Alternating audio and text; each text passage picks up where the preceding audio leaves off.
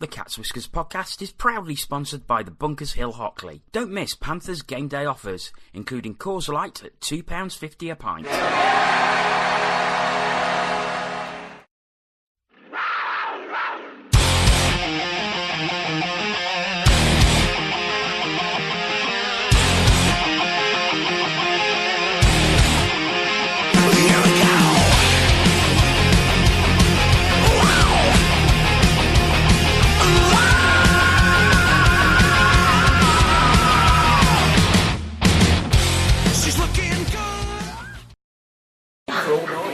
Hello, good evening and welcome to the Cat's Whiskers podcast.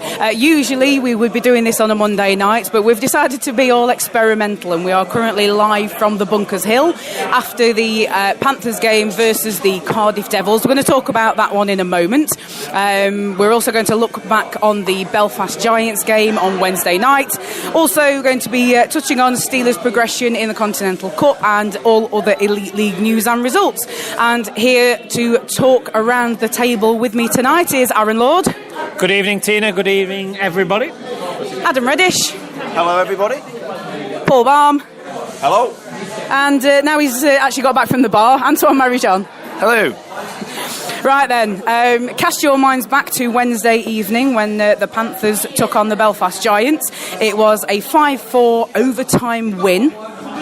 Scorers for the Panthers: short-handed effort by Mokshantsev, Brisebois, Delego and Mosey, all on the power play. Yes, you heard correctly, all on the power play. And Dan Spang with the overtime winner. Giant scores coming from Shields, Murphy, Sylvester and Riley. Just a quick poll around the table, guys. Who actually saw the game on the night? Oh, Adam. I saw the highlights. I saw the highlights, Yeah, okay, so we've got a whole bunch of us that saw highlights and only one that saw the game. So, yeah. So, you can tell who's got the money, can't you? Oh, yeah. So we'll kick off with you then, Adam. So a fairly even game that probably could have gone either way. Well, yeah, it was. I mean, it was a good game. It was quite engaging to watch. You know, there's plenty of stuff happening. You know, never any sort of lulls in the game. You know, it ebbed and flowed. I thought, you know, both sides, you know, contributed to a good sort of spectacle. I think, you know, Belfast sort of had quite a lot of shots on goal on us, and we didn't really have that many shots on goal the other way. But if you looked at the shots on goal, it didn't really seem to be representative of the game. Really, I thought that we did well. You know, we sort of like kept it fairly tight. You know, it was just a good game. Really, it was a good, watchable, enjoyable game. So you did just mention there the disparity in the shots on goal, and I do just want to jump around on the agenda a little bit and just mention 57 shots on goal for Mike Garnett. So, Ants, come in on that one, would you? It was a wall, by all accounts. I had messages from people in Belfast that were watching the game. When they weren't talking about the mock, they were raving about how good Garnett was. So we've said it many times. We've got 3 top quality netminders. We've got one of the best young Brits in the league, and then we've got 2 import netminders that would walk into any other team in the Elite League. Another talking point of the game: 3 power play goals. Not only in one game, but in one period. Could you? I mean, I don't know who was actually following the game on the night, but could we actually believe what we were seeing? No, I fell off the sofa. Yeah, not surprised. No, I mean, but we got. I've forgotten how to do this. He's out the swing of it. I think last time we played Belfast, we got a couple of power play goals, and let's face it, I think it says more about Belfast penalty killing than our power play, because our power play is shocking. I know what he was going to say. We'll come on to that later. There was a power play goal. I mean, it was a bit of an odd one, but yeah, we did score a power play goal tonight. But Aaron, bit of poor game management from the Panthers, allowing Giants to actually force overtime from that game on Wednesday. Yeah, I mean, obviously you're going to look at it and you think, you know, we were up with time to go, and you think we got ourselves into a position to win the game in regulation, but yeah, a little bit of poor management, you could say. But I mean, I think you're going to get that against these conference teams, you know, and we'll talk about tonight as well a little bit later. But it's tough. It's tough. You know. I think you go over there midweek. It's a travel day, and you take into account the week they had, the weekend they had before, and I think that plays a major part into it. I think obviously it's getting ahead and stuff like that. They're kind of adds to Adam Keefe's team talk in a way, doesn't it? Even more, and on the bench, and you can see. I don't know whether anybody saw that kind of BBC, Northern Ireland piece that they did with Adam Keefe when he was mic'd up on the bench and he was saying to the guys about, come on, you heard a lot about how he manages that bench, and I think that might have played a part in it.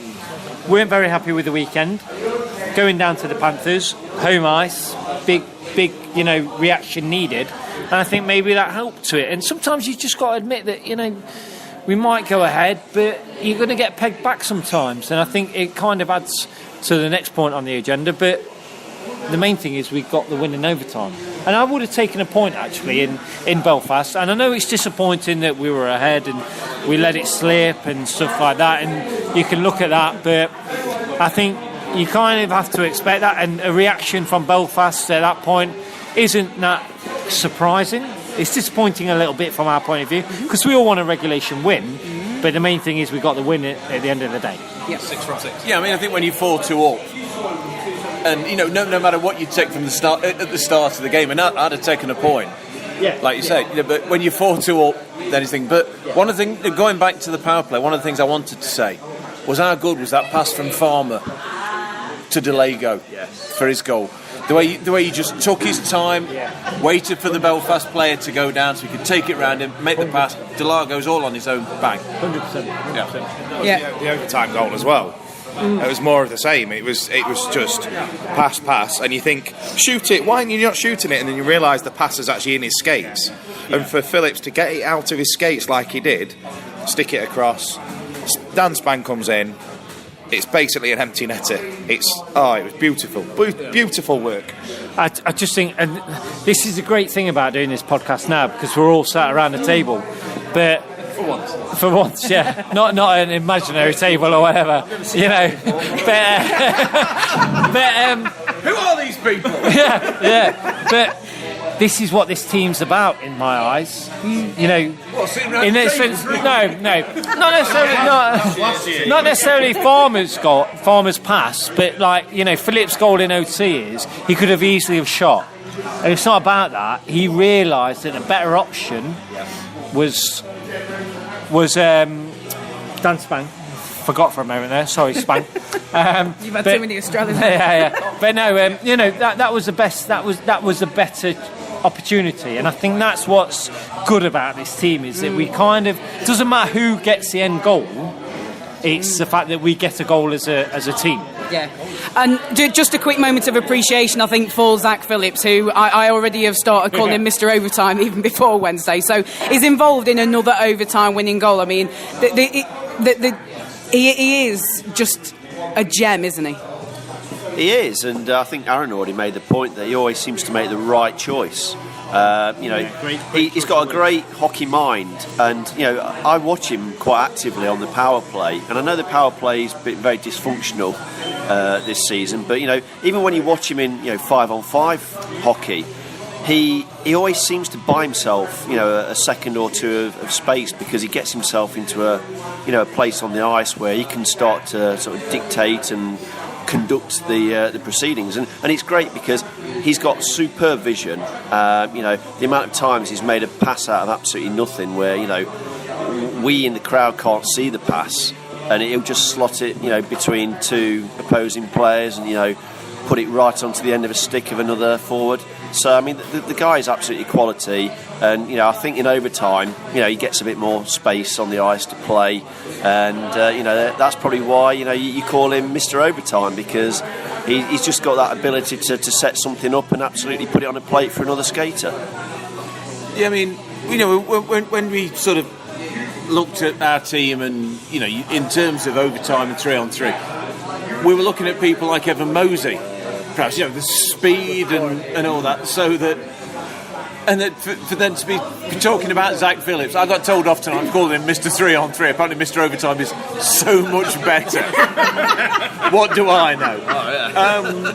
But it's like I think he's got more room. Because obviously with 3-on-3 you've got more room. You've got more room to make those plays, and I just wish we didn't have to see it as often as we do. But yeah, Yeah, but I mean, until the Elite League does sort of change over, if it's ever thinking of adopting the 3-2-1 point system, as long as the 2 points are achieved, then it's probably less important how we get there right at the moment. And no, I think Paul stole your point there, didn't he? Right. So we'll leave. Yeah, great minds. We'll leave Wednesday there, and while it's fresh in our minds, we will move on to Sunday. So we have just played the Cardiff Devils. We have seen to it now that the Cardiff Devils have a 0-point weekend following on from their loss in against Fife. Last night over at Ice Arena, Wales. Panthers scorers: Delago, Sauvé, Gagnon, Pellini, Lakowitz, Lindhagen, and Farmer. Oh gosh, I know. I lost my tongue a little bit there. Devils scorers: Fournier, Pope, Hotham, and Morissette. Couple of things it's sort of. It's odd. It was an odd game. Lindhagen's goal was a shorthander into an empty net. Farmer's was a power play goal into an empty net because pulling bounds worked so well for them the first time. Pulling bounds worked so well for them the first time they thought they'd try it again. Bit of a lacklustre start to the game. Sort of felt fairly even in the first, but Devils were definitely the better team in the second period, and they'll probably be very disappointed that they didn't come away with the points. Who wants to come in on that one first? Go. I will, because I thought the first period was dull. Yes, I wouldn't disagree with that. And terrible. We couldn't get our legs moving. In fact, we looked like the team that were playing a third or fourth game in as many nights. Not the team that had a couple of days off since Wednesday. Second period, I thought we came out at the start of the second period. We defended their power play really well, and as soon as Sauvé came out the box, was it Sauvé? No, Delago came out the box. For that little flurry, we were the better team, and then we scored a second goal. We could have had another couple, but then it's almost like we sat back into ourselves and Cardiff raised the game again, and then Cardiff then dominated the rest of the period, and it was a really frustrating game because it was so quiet in the arena tonight, but then we didn't really have anything to shout about because the game, you look at the game and go, my God, 7-4. How, what an absolute barn burner that must have been. It really wasn't. No. It really wasn't. It was, third period was much better. But yeah, first two periods, I could have caught up on a bit of sleep. Anybody else want to sort of jump in on the subject of the game in general? Yep. If we'd have done what we did, like Ant was saying, if we'd have done what we did in the last 10 minutes, then it'd have been a decent performance. I thought it was disjointed. I mean, don't get me started on the power play. Some of the ones, I mean, there was one in power play goal. Yeah, we had enough opportunities, and there was nobody in the goal at the time. Yeah, but we had 8 out of the first 20 minutes we spent on the power play, and you wouldn't have known. I mean, there was one when there was 2+2. I think it took us a minute and a half to have a shot. I mean, I'm all for getting the quality, but there seems at times like the team want to score the perfect goal every time. There's just take a shot rather than all. I mean, fair play to Gagnon. That's his first goal of the season, and he took it well. But there's part of me that was going, he's going to do a drop pass. He's going to do a drop pass because that's all we seem to do. Get in the zone, make a drop pass. Get in the zone, make a drop pass, rather than seeing what happens. And I don't know. It just. I think, if I'm honest, Devils will feel done by tonight. Not just because they lost, but because they lost by 3. Yeah, I mean, it was a really odd game and an odd performance because, like Ant and Paul have said so far, there was just vast periods of the game where, the atmosphere was like low energy. There wasn't really much on the ice to, get the fans into it and keep us engaged. But we managed to ride it out and really sort of put our heart and soul into the performance towards the back end of the third period. And I suppose you have to look at it this way, that it's great that you can pull out a win like that when you've not played at your best. And to me, that's a real good sign and a hallmark of a good team.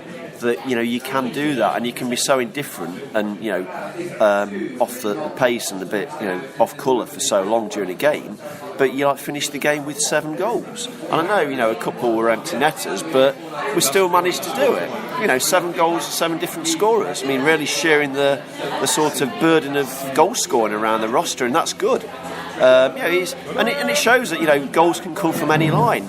Lakovic's goal tonight, superb goal, absolutely brilliant. He took it so well, and it really was. Yeah, absolutely. We expect him to pass, we expect him to look for another skater, but he didn't. He faced bounds head on, and he popped into the roof of the net, and we want to see more of that from Lako. Lako had a superb game tonight, he really did, but I'd love to see him, add a few more goals to his game, because then, he'd be back to the Lakovic that we...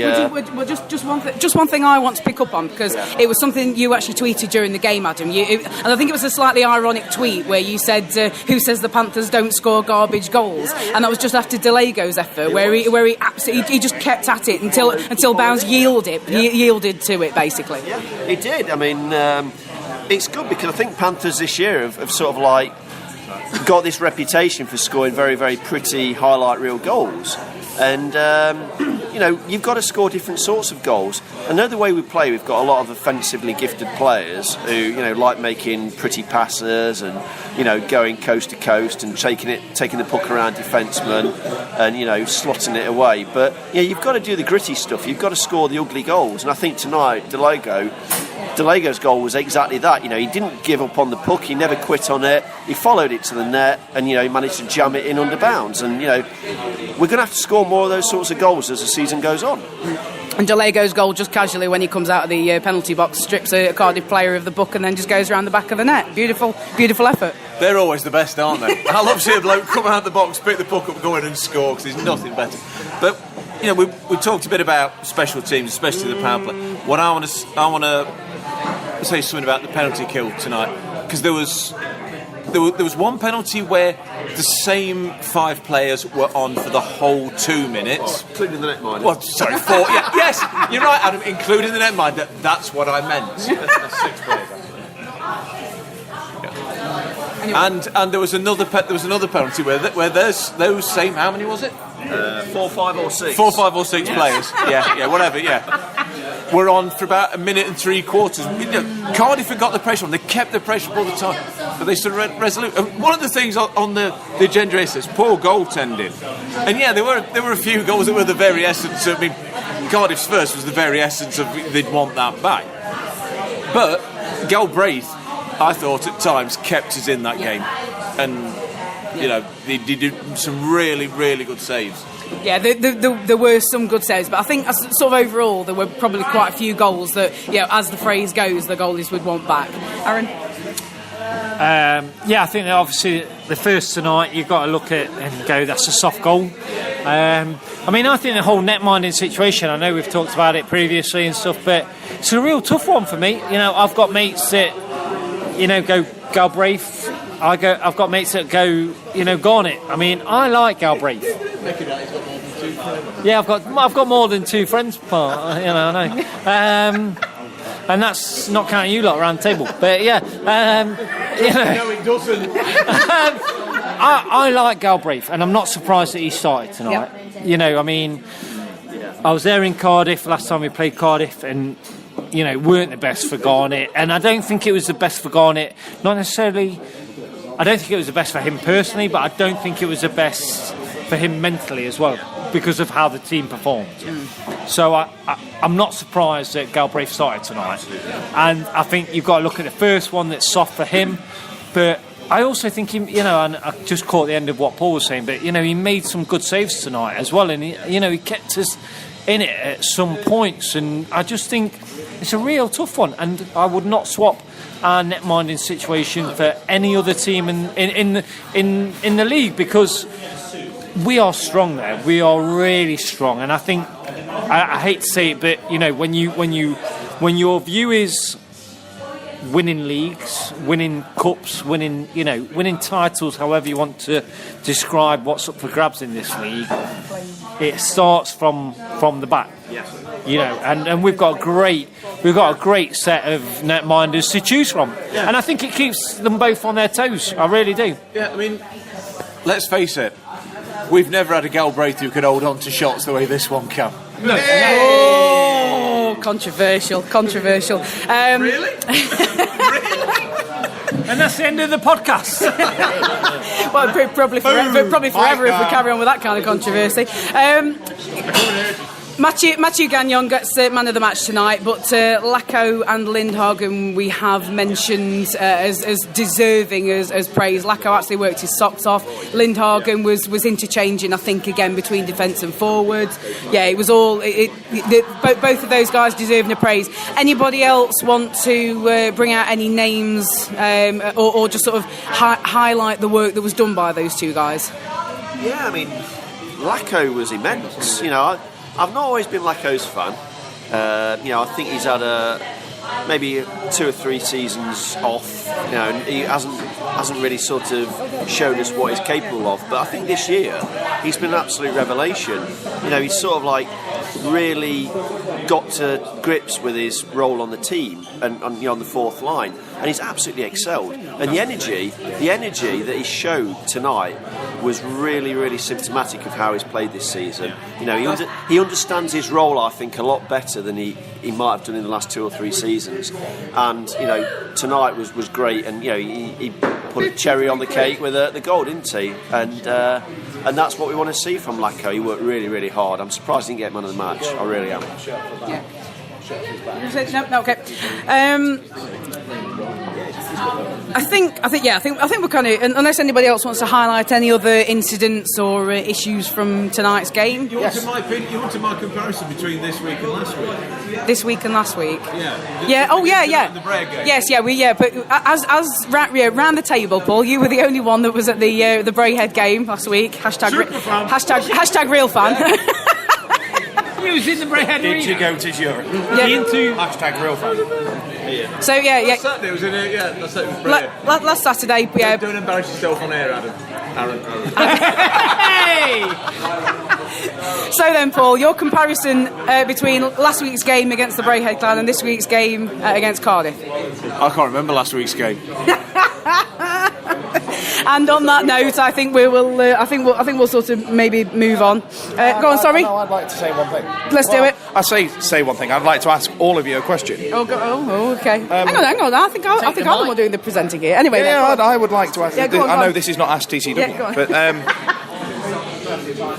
did any of you think that Cardiff were embellishing a little bit too much tonight? Oh, go on then, Aaron. Yeah, I thought Cardiff moaned from probably minute 1 to the very end, when obviously Mr. Hotham got his. I guess somebody told me, because I never really heard it. 10 plus game. 10 plus game for I don't know what it was. Abusive official. I thought they moaned, which were like from. And I know we had obviously a lot of power plays, but so you might go, hang on a minute, we've got 54 minutes of power play in the first 20 minutes. How's that possible? But we. I just thought they moaned. Honestly, I just thought they were moaning. They were in the ref's ear all the time. They moaned at linos. To be honest, actually, with my proximity to the away bench, I can actually add something to this, because there were two or three players on the away bench that, when they disagreed with the calls that were made on the ice, they were, and this really does speak to the resilience of Tom Darnell, because genuinely, I think he could have penalised players a lot earlier than he did. There were 3 or 4 players that were going, "You're a terrible ref. You're embarrassing. You're an embarrassment to the league." You could see that. And I couldn't believe what I was hearing. And Darnell was hearing all of this, absolutely all of it. So, it's bizarre. We've had a tweet in from Elaine. Well, she's actually put it as an Ask TCW, but I think it's probably worthy of inclusion. And she says, according to some Devils fans on Twitter, the only reason we won is because we had the ref in our pocket. Now, where's Elaine from? Have you seen her? No, she's a Panthers fan. She's a Panthers fan. Yeah, she's a Panthers fan. Now, one thing I would say about Tom Darnell is that I think, generally speaking, most fans hold him in quite high regard when it comes to Elite League refereeing. Generally speaking, I would say. And I can definitely understand, how Cardiff can possibly feel that they were a little bit hard done to in terms of the amount of penalties that they were receiving. But we didn't score off them. Well, no, exactly. I mean, we didn't score from them, but also, I mean, as Ant says, there is a case to be made, I think, for Cardiff embellishing a little, maybe. I mean, there was one particular penalty. There was the interference penalty that Mosey took. Yeah, don't agree with that. When he and it was like a little cross-check into Batch's back, and I wouldn't have expected Batch to have gone down so easily. Right. He's a big lad, and he takes a lot of pushing over, quite frankly. Yeah. I mean, with that particular penalty, what's Mosey supposed to do? The bloke stops right in front of him as Mosey's going for the ball. You're going to move him. But I mean, were Cardiff? They were helping the referee make the decisions that they wanted, shall we say? Yes, there was a lot of moaning. There was one point where it looked like Bounds might be injured. So Joey Martin engaged Darnell in conversation for quite a while. Yeah, they were moaning all the way, but isn't it great though? This is what sports, what ice hockey is about. That we're a bunch of Panthers fans around a table. We're going to say the exact opposite to what people are saying on Twitter. I thought Darnell bought everything that Cardiff sold him. Yeah. But people are going to disagree. That's ice hockey. Yeah. And on that, I think we can probably leave the Cardiff game there. We will move on to the other Elite League results and news, and I think it would be remiss of us not to touch on possibly one of the most important results around the Elite League at the moment, and that is that the Sheffield Steelers have qualified for the Super Final of the Continental Cup. We from the Cat's Whiskers would like to say very, very well done, Sheffield. It was kind of hanging in the balance for you a little bit. They didn't have the best of starts with a 7-1 defeat against Minsk yesterday. Let's be honest, it wasn't. They got pumped. Yeah, they did. Yeah, they got a bit of a schooling on Friday night. They took on the hosts Rungstad Ishockey from Denmark, and that was a 5-4 shootout in the Steelers' favour. So it was a winner takes all. I say winner takes all for second place essentially against Kurbads Riga of Latvia. And it was a 4-2 regulation win for the Steelers, so they did leapfrog Riga, and they've gone through in second place in the group to qualify for the Super Final. Now that is going to be the 12th to the 14th of January, so we wish you all the best, Steelers, and go out there, go and win the sandwich tray, and hopefully we'll see you in the CHL. So, other results that have happened this weekend. Some are still going on. There's one still in progress. Which one's that? Which one's still in progress? Edinburgh's still in progress. That one's over anyway. that one is probably the most surprising result of all. Bit of a dead rubber from what I understand last night. Blaze versus the Flames in the Challenge Cup was a 5-2 win for the Blaze. The Clan have picked up a win, a 4-point weekend actually. Taking a 3-2 win against the Stars last night and a 1-0 victory against the Lightning. So the Lightning taking another hit against their home record. We've had a tweet in from Mrs. Helen Bullard, and she's replied to Elaine's original tweet, and she says, as a neutral at the game, I wholeheartedly disagree with the Devils fans on that point. So Panthers fan. Yes, yeah. So it's nice to get the a varied amount of views. And so thank you very much for getting in touch, Elaine and Helen. Getting back to the Elite League results and news. The Storm inflicted a bit of a humping of the Capitals on Saturday night, 7-1. The Devils, in what is probably the shock of the night, Devils at home at Ice Arena, Wales, taking an 8-6 loss against the Five Flyers, which has dealt with their, which has sort of inflicted the first dagger into their 0-point weekend. Today's results: the Giants have totally schooled the Storm at home in a 9-3 victory. As already mentioned, the Clan have taken points from MK Lightning with a 1-0 victory. Flames versus the Flyers. The Flames have taken a 6-1 victory there. Still in progress. Have we got an updated score, Ant? Is that still as it was? Is what, sorry? Still 4-1. Yeah, 4-1. A 4-1 game at the moment with about 4 or 5 minutes to go in the Capitals' favour. So it looks like the Edinburgh Capitals are on course for their second win of the season. So it's exciting times for the Edinburgh Capitals. Coach of the year. So results all over the blooming place. I assume everybody. I assume everybody's accumulators are absolutely knackered once again this weekend. No, we'll move on to the Elite League news. A bit of player movement going on this week, over the last week. The Flames have signed former Steeler Jeff Walker. Capitals have added a returnee in the form of Nikita Kalashnikovs and a couple of leavers. Garrett Ladd has asked to be released from his contract at the Blaze, and Bissonnette leaves the Giants for personal reasons. So the Giants on the hunt for replacements. I assume the Capitals are still on the hunt for replacements, or at least you'd like to think so. And you would assume that the Blaze are going to be looking into replacing Ladd at some point. So Blaze, an update. Blaze have just scored 1:25 remaining in the game, and the Blaze have scored, and it's now 4-2. I know. Yeah, that's fine. Don't worry. Paul is pointing wildly at me with a point on the agenda that he really wants to talk about. Don't worry, I will get to you. Yes, so we'll talk about some good news in terms of the Panthers. Jordan Kelsall and Josh Tetlow, and also David Clark's son Morgan, all have been named in the under-20s GB squad for the World Championships at Dumfries next month. It is nice to see the under-23s initiative in the Elite League bearing fruit for some lads that are involved with us. Would you agree with that, Aaron? Yes, I would, 100%.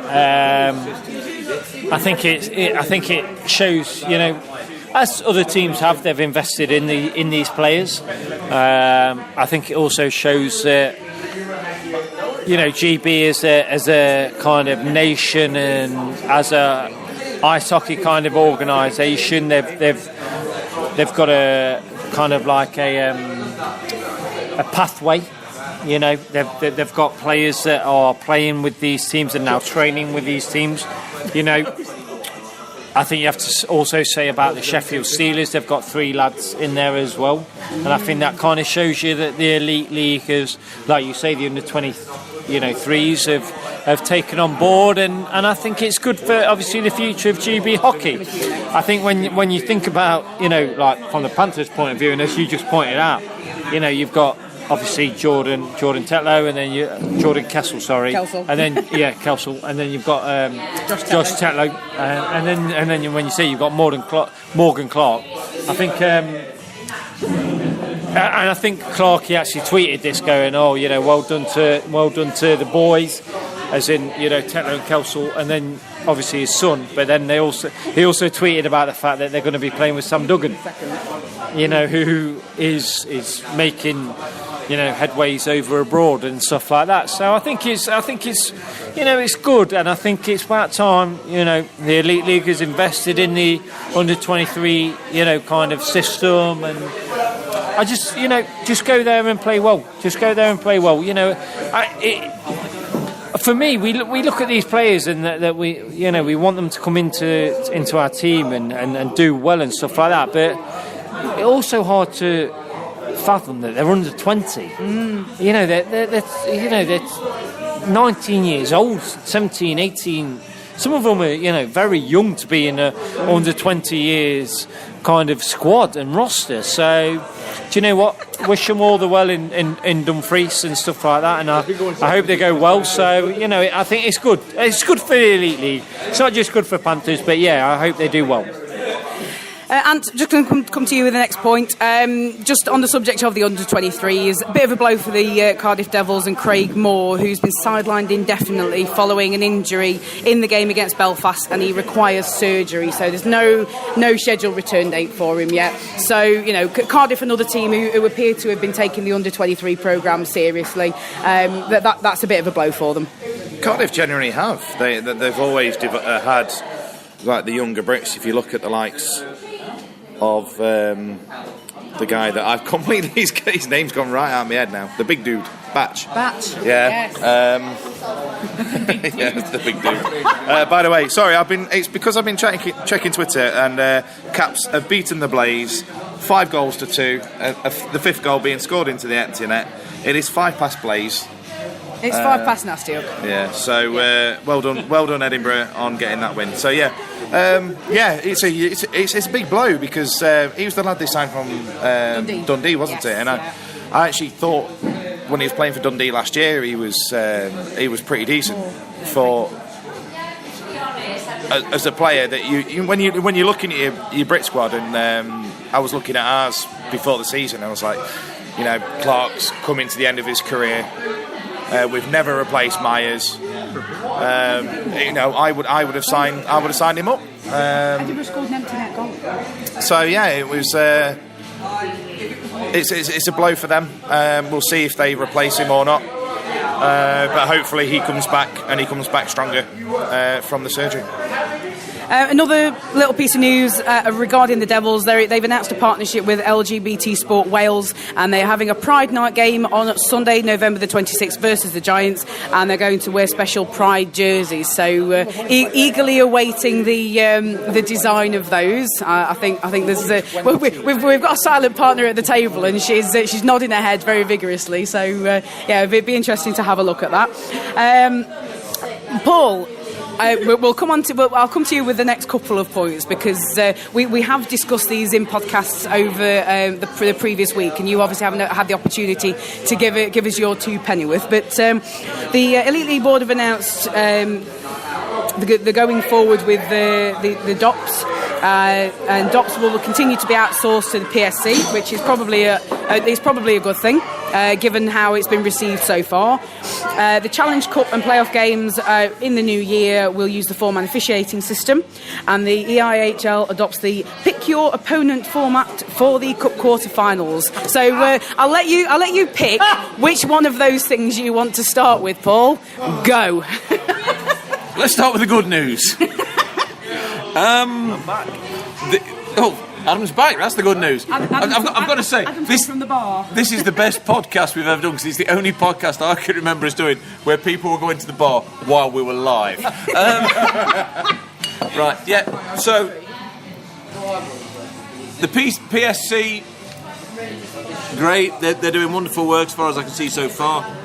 A 4-man officiating system is fine as long as you bring the right people through and you mix the novices with experienced.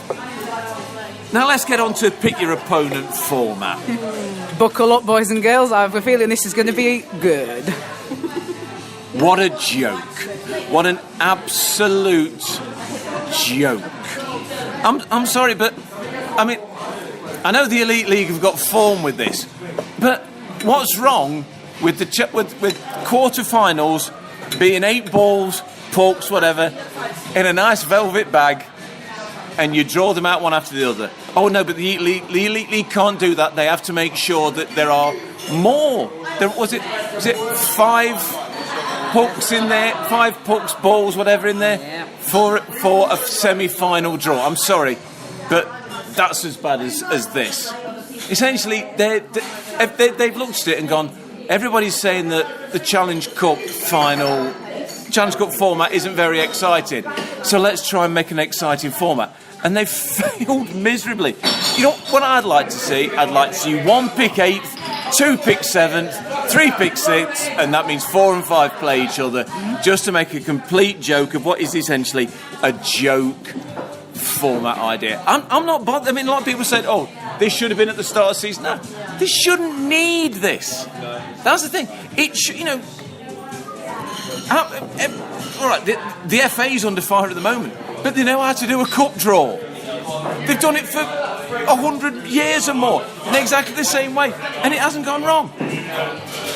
It's just pointless. I think Aaron wants to say something. I've also run out of breath.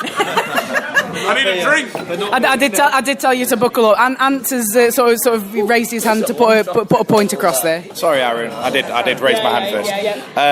On the opposite side of the table to Mr. Balm. Literally. And I'm going to massively disagree with him. Because I actually think the idea in itself isn't a terrible thing at all. My only issue is the fact that they've brought it in now, halfway through the tournament, which seems to be the general consensus across the league. Like the people that don't mind the idea are saying, yeah, they don't mind the idea, but you should have said this at the start of the season. And I think that's the biggest thing, is the fact that we've already got teams that have qualified, and then now you've decided, oh, by the way, because you finished top of the group, you get to choose your opponent for the next round. That might have been different to the team we were playing, the squad we put out, the effort we put in, maybe, in those games against Sheffield. Do you think... we love Sam Gospel to bits. He's a fantastic goalie. But do you think if we had a chance to finish topping in the group and choosing our next opponent, would Gospel have played that away game in Sheffield? Possibly not. I don't know. That, for me, is the only issue I've got with it. The whole idea, I'm fine with it. They've been doing it in rugby for the last God knows how long with the whatever the rugby league thing is, and you know, sometimes it comes round and bites you in the backside. The main thing I'm interested in now is, are Sheffield, as the number 1 seed, going to take what they see as the easier draw to progress in the tournament? Or is Tony Smith going to go, we want to select the Panthers because we know we're going to get an 8,500, 9,000 crowd? Well, yeah, I mean, I made that point earlier in the week on a podcast, and the cynic in me does sort of say that Tony Smith's going to say, whatever happens, we want the Panthers because we want the gate money. Aaron, you wanted to jump in on that? No, I just think it opens up a little bit of a kind of... We always get told that, you know, arena teams struggle for... you know, like availability and stuff like that. So, like Ant just said there, you know, is Steelers as number 1 seed going to go, well, I want to play the 5 Flyers and stuff like that and things like that. I mean, I think it kind of opens up the whole availability kind of schedule, and, you know, does that make it even tougher for the arena teams? Because if it's easy when it comes to this, of choosing your opponent, then it kind of, for me, and it's very sidetracked, but I then think it opens up the question of, surely as a playoffs we can have a best of 3, best of 5, because you're now asking teams to go, well, I want to play you. And usually we hear about the Elite League and struggling for availability and ice. That's why they have the fixtures meeting way back in, you know, whenever it is, do you know what I mean, like before the start of the season. So now if they go, you know, if Steelers choose the Panthers, for example, because they might think of revenue, as some people in the, you know, the whole Panthers Steelers thing will go, well, yeah, Panthers, I mean, Steelers will choose Panthers because it's a moneymaker. Well, yeah, but we're an arena team and we're booked up for the next 6 months, and we only have select dates. So if they want to choose the Panthers, well, how does that work? You know, we don't have a second place that we can play like the Steelers do in our Sheffield. So really, can the Steelers choose the Panthers? Well, although one thing I will say is if the Steelers do want to choose the Panthers, I'd like to specify that given our record, that we go and play them in their ensuite. Quite frankly, one game, one win, 8 goals for, 0 goals against. I'll be happy with that. It's not a problem. We'll leave the results and news there. Just want to have a bit of a touch on the upcoming games next week. Probably don't need to talk too much about Saturday's game because with us beating the Brayhead clan last week, the cup game versus the Manchester Storm is now a dead rubber because Big gospel in. Yeah, well, actually, that's a fair shout because for me personally, if we don't put gospel in, then we've missed an opportunity. Surely, anybody else want to come in on that? No. What we do is we win the 3rd game so we can pick the 6th best team. Yeah, no. I think gospel needs to see some ice time. Yep. He's seen plenty of ice time for Hull, I agree, but I think that ice time for us is good. He just gets him playing in a good level of hockey. I know that it's a dead rubber for us, but you benefit from ice time and you benefit from shots. So he needs to be seen very much as part of the netminding trio. He can't just be the netminder that never sees any ice time because he's always backing up Garnett or backing up Galbraith. He needs to actually play a few games. So, you're doing the world of good. And as we saw, when he played away at Sheffield earlier in the season, he never let anybody down. He's a good netminder, he's a promising netminder, he's only 22, 23. We just need to make him feel that he's genuinely part of this year's roster and get the odd game or two here and there. And hopefully his confidence will grow.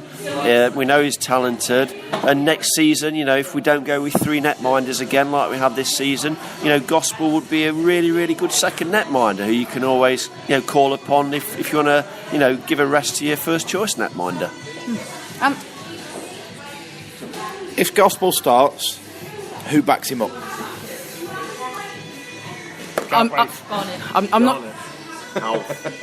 I'm not sure it matters, really. Because unless it goes really, really badly, I can't see the other netminder coming in anyway. It's a jokey question because we've been having the question about who starts, blah blah blah, Garnett or God, I forgot Garnett or Galbraith or Gospel. So 3 Gs. 3G. Yeah, so it was a jokey question. It was just that. For me, Gospel has to start Saturday. I'm sure Gospel's played in that rink quite a bit before Manchester actually became elite, so he'll be familiar with the surroundings and know all the sight lines and everything like that. So it's just yet another reason to start Gospel in that game because he'll relish it. He'll relish it, and I think hopefully we can get a win for him because that'll really improve his confidence and make him feel like he's genuinely part of this roster rather than just filling in around the edges. Yep, so that game on Saturday at Altrincham Ice Rink, I believe it's a 7 o'clock face-off. I'm quite happy to be corrected. And that's the final game for the Panthers and the Storm actually in the Challenge Cup, and as I say, not much riding on the result there. Go on. Score a power play goal in the Challenge Cup. I think you're asking a lot there. I think you're asking a lot. To do on Saturday. Score a power play goal. Yes, the Panthers are yet to score a power play goal in the Challenge Cup. So it would be nice it would be nice. It would be nice if we could just sort of break that duck. But yes, as I say, 7 o'clock face off. If you do sort of fancy going along, I will actually be there co-supervising 3 small children. So it's I'll be able to tell you all how it happens. So Sunday, we will be returning to the NIC to host the Fife Flyers. Now, Fife have had a mixed weekend. Obviously, they have produced that shock result at Ice Arena Wales against the Cardiff Devils, which I was watching the highlights for that this afternoon. Absolutely bonkers how Cardiff kind of collapsed, really. They have lost 6-1 to the Flames tonight. So, as I say, a mixed weekend. But how do we see that game going? Aaron, I'll come to you first. Okay. Thank you, Tina, for coming to me first. You're That's welcome. very kind of you. You're very welcome. Well, I quite like the fact that, we would have played 2 games that weekend. We've gone up to the Storm. You've just talked about who starts in that, and Gospel. Myself, I think would hopefully start, because if he doesn't, I think that doesn't bode well. It doesn't give a good sign. But I think that will help us in the sense of we would have played a game. I don't like these one game weekends. I think we start sluggish. It takes us a while to get into it. So I know it's a nothing game in the sense of it doesn't matter, what the result is. But I think it bodes well for us. And I'm not being disrespectful to Fife, because let's be honest, they pulled an absolute shocker. Last night against Cardiff, I think that will be the shock of the season. I think if you look back on one game and you go, what's the shocker of the season, I think it will be last night. Capitals won tonight, come on. Well, that's true, yeah, that might be there as well, yeah. It's a fair point, Mr. Balm, it really is. We approach it to no different. It's a game that we've got to win, because as much as we won tonight against a conference team and a team that you would think will challenge for the main trophy, and no disrespect to Fife, but if you don't beat Fife, tonight's result is kind of it's a moot point, because it means nothing. And I think the only thing I can, and I know you're talking about Fife, but I think you can talk about any game, and I will say this about this team: don't matter who they play, I just think they approach it in the right way. There's no egos. Doesn't matter who scores. Doesn't matter who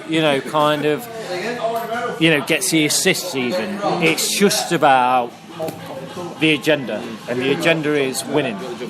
And I think that is that I see no different next Sunday. We might lose it, don't get me wrong, I'm not saying that we're going to win it, but I just think the way we approach games this season is the fact of we have the ability, we know our systems, we know how it goes, and just go out there and do it. I kind of feel, and I think from even the Nottingham Post interviews that maybe Corey has given recently, it's kind of alluding to the fact that he gives a little bit more freedom to the lads. The only criticism, or the only thing that I can say, is what we'd like to see improve. Power play. Hey, there we go. It's the power play. I can't see anything else that we kind of need to improve on. So I just think we do what we do, and we'll get the 2 points. Yeah, I mean, the one thing I would say about Fife, we have got to win our home games against Fife, because going up there for the return fixtures is blooming hard work. It's hard, yeah. You've got to win your own games anyway. You've got to, I mean, you're right. We can't sit back and go, oh, it's Fife, whatever. We've got to take every game. Get your cliche count out. You've got to take every game as it comes. You can only beat what's put in front of you. It's game of 2 hours. Game 2. Anybody can beat anybody on any particular night. Ding, ding, ding, ding, ding, ding, ding. A win's a win. But having said all that, everything I've just said, regardless of whether it's cliche or not, is right. We go into any game. Is not beating. That's the one you missed. All right, GM. I didn't miss it. I just didn't want to say it. We've got to go into every game taking whoever we're playing seriously, be it Sheffield, Cardiff, Edinburgh, whoever. You've got to beat what's put in front of you. You've got if we're serious about winning this league, it's not about this is a game we can win, this is a game we win. We've got to be wanting to win every game. And I couldn't give a monkey's what happens on Saturday, frankly, as long as we win on Sunday. Shut out for gospel. Yeah. Oh, I'd love a shutout for gospel. That's the way I say it. Like Paul said, you've got to approach every game with the right level of professionalism. And, Fife have shown yesterday that they've got the tools to beat, the arena sides and the bigger teams in the elite league. I think what we learned from last night is don't give them a power play chance. Don't give Fife power play opportunities, because they're lethal and clinical on them. But I think Fife are a bit of a yo-yo team, aren't they? Sometimes they play well, other times they sort of like leave their fans a bit disappointed. And whenever they've got guys that can, score, I mean, Gauthier got 4+1 or 4+2 last night. He's a dangerous player, so he might require special attention. But, we've shown this season that we approach games thoroughly.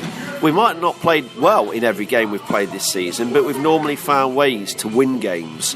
And, again, next Sunday, if we don't play well against Fife, which I hope we do, you've got to be confident that we'll find a way to get ourselves over the finishing line and get the 2 points. Might be in overtime, might be in 60 minutes, but you've got to do enough to get the 2 points, because if we are serious about being a title-winning team this year, you've got to beat teams like Fife. No disrespect to them, but you've got to put them away.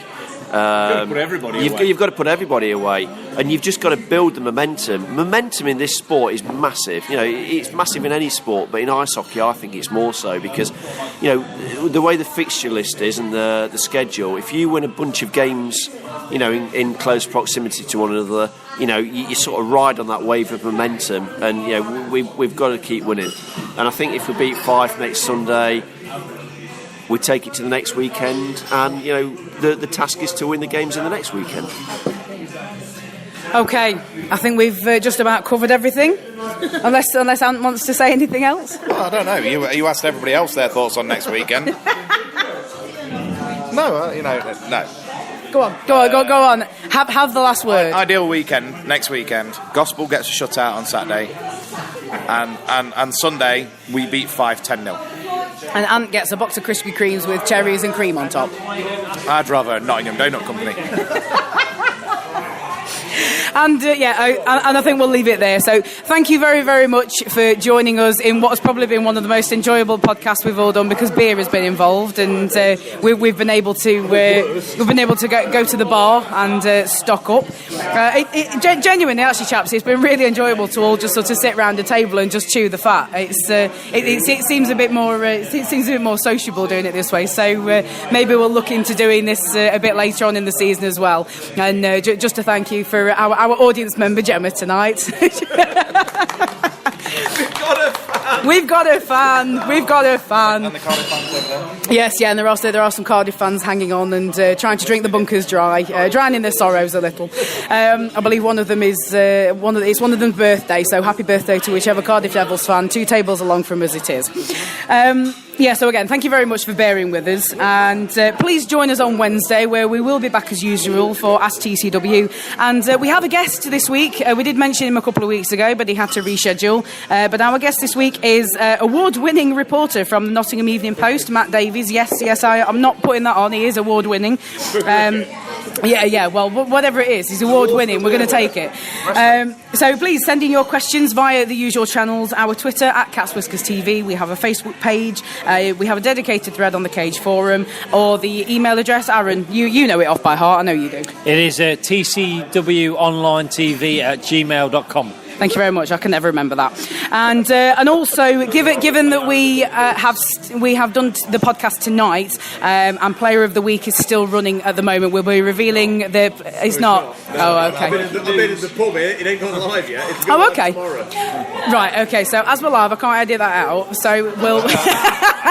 Jono can for the. No, it's fine. So record, not fade away. Yeah, no, it's fine. So Paul will be setting up the Player of the Week poll, and we will be revealing the Cats Whiskers Player of the Week on the Ask TCW podcast on Wednesday. So we'll let you know when that's going live. That'll be sometime tomorrow, hopefully. Tomorrow. Yes, it'll go live tomorrow. Paul assures me. So please, get your votes in for that.